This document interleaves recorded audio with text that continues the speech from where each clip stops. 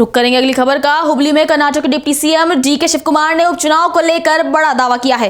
उनकी पार्टी राज्य की दोनों सीटों पर जीत दर्ज करेगी, जिसके बाद उन्होंने कहा कि पेट्रोल और एलपीजी की बढ़ती कीमतों से लोग केंद्र सरकार से नाराज हैं और राज्य सरकार की योजनाओं की सराहना कर रहे हैं।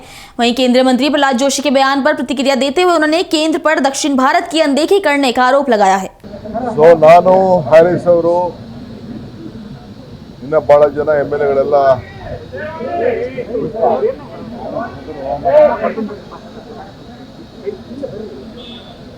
ನಾನು ಹ್ಯಾರಿಸ್ ಅವರು ಮತ್ತು ಇನ್ನು ಅನೇಕ ಶಾಸಕರು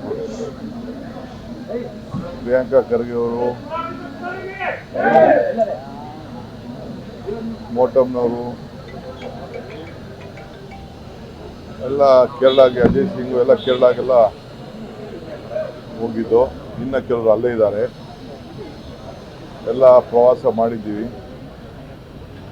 ಈ ಸತಿ 2/3 ಮೆಜಾರಿಟಿ ಬರ್ತದೆ ಅಂತ ಆತ್ಮವಿಶ್ವಾಸ ಇದೆ. 10 ವರ್ಷ ಅವರ ಆಡಳಿತ ಜನ ಬೇಯಿಸಿದ್ದಾರೆ. ಬಿಜೆಪಿ ಜೊತೆ ಹೊಂದಾಣಿಕೆ ಕೂಡ ಅವರು ಮಾಡ್ಕೊಳ್ಳೋದು ಒಳ ಒಪ್ಪಂದ ನಡೆದಿದೆ.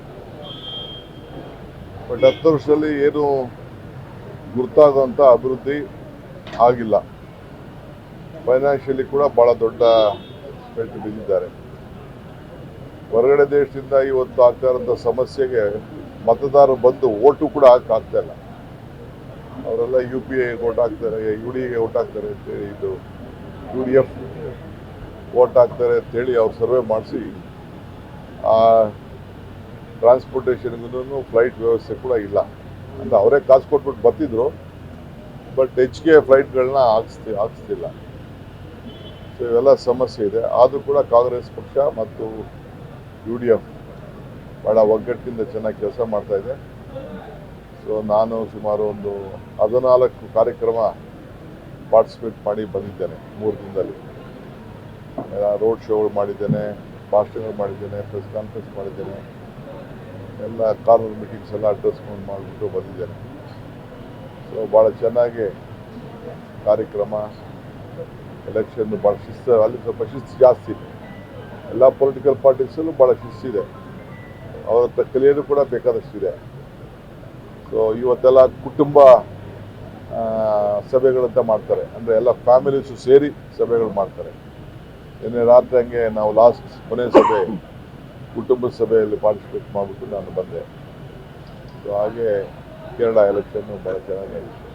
ಕರ್ನಾಟಕದ 2 ಬೈ ಎಲೆಕ್ಷನ್ನು ಇಲ್ಲಿ ಅಲ್ಲೇ ನಾನು ಅಲ್ಲಿ ಬಾಗಲಕೋಟೆಗೆ ಹೋಗಿದ್ದೆ, ದಾವಣಗೆರೆ ಹೋಗಿದ್ದೆ. ಈಗ ದಾವಣಗೆರೆಗೆ ಹೋಗ್ತಾ ಇದ್ದೀನಿ ಫೈನಲ್ಲು. ಭಾಳ ಚೆನ್ನಾಗಿ ನಡೆದಿದೆ. 2 ಎಲೆಕ್ಷನ್ ಕೂಡ ಗೆಲ್ತೀವಿ. ನಮ್ಮ ಕಾರ್ಯಕ್ರಮ ಜನ ಭಾಳ ಖುಷಿ ಪಡ್ತಾ ಇದ್ದಾರೆ. ಈಗ ಆಗ್ತಾ ಇರೋಂಥ ತಿರ್ಗಾ ಕೇಂದ್ರ ಸರ್ಕಾರದಿಂದ ಬೆಲೆ ಏರಿಕೆ, ಅದಕ್ಕೂ ಕೂಡ ಇನ್ನು ಅವ್ರ ಬಾಯೇ ಬಿಚ್ಚಿಲ್ಲ. ಸೊ ಕೇಂದ್ರದಿಂದ ಯಾವ ಥರ ರಿಲೀಫು ಕೂಡ ಇಲ್ಲ. ಆದರೆ ನಾವು ಮುಂದೋಚನೆಯಿಂದ ಈ 5 ಗ್ಯಾರಂಟಿಗಳು ಕೊಟ್ಟಿದ್ದರಿಂದ ಜನಕ್ಕೆ ಸ್ವಲ್ಪ ಸುಧಾರಣೆ ಆಗಿದೆ. ಸೊ 2 ಕೂಡ ನಾವು ಗೆಲ್ತೀವಿ, ಯಾವ ಸಮಸ್ಯೆ ಕೂಡ ಹೇಳಿ. ನಿಮ್ಗೆ ಯಾಕೆ ಅದು ಸಮಸ್ಯೆ? ನೀವು ಯಾಕೆ ಆ ಸಮಸ್ಯೆ ಮಾಡ್ಕೊಳ್ಳೋಂಥ ಅವಶ್ಯಕತೆ ಇಲ್ಲ. ಹೇಳಿ, ಕಾಲ ಅದಕ್ಕೆ ಉತ್ತರ ಹೇಳ್ತದೆ ಅಂತ ಹೇಳಿದ್ರಲ್ಲ.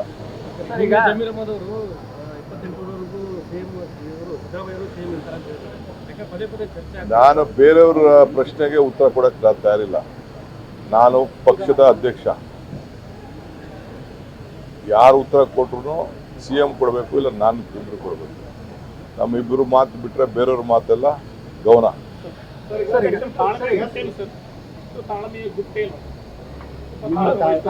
ಕಾಲ ಉತ್ತರ ಹೇಳ್ತದೆ.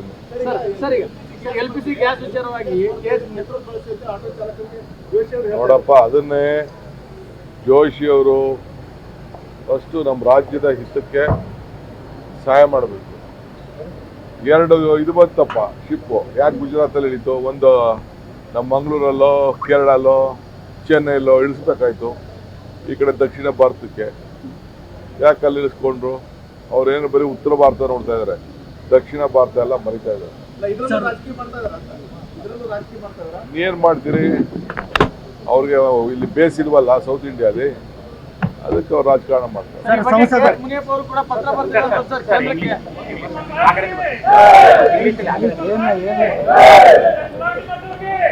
ಏನು